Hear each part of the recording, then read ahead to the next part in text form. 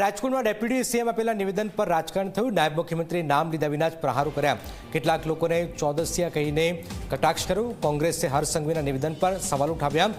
ચૌદસિયા શબ્દના ઉપયોગ પર સવાલ ઉઠાવ્યા છે। કોંગ્રેસે સીધો પ્રહાર હર્ષ સંઘવી પર કર્યો છે।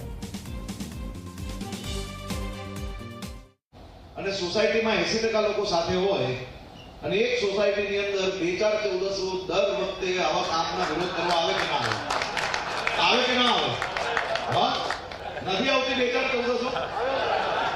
આમાં કોણ એવા છે કે જેને પોતાના સમાજમાં, પોતાની સોસાયટીમાં, પોતાના વેપારમાં, પોતાના ઘરમાં ક્યારેય કોઈ 14 નથી મળી? તો અમારે રાજનીતિમાં આવો 2-4-14 આવે કે ના આવે? સંઘવી સાહેબને કહેવા માંગુ છું કે તમારા મગજમાં ક્યાંય કંઈ ચોંટી ગયું હોય તો અમારા ન્યુરોસર્જન છે તમારું ઓપરેશન કરી દેશે।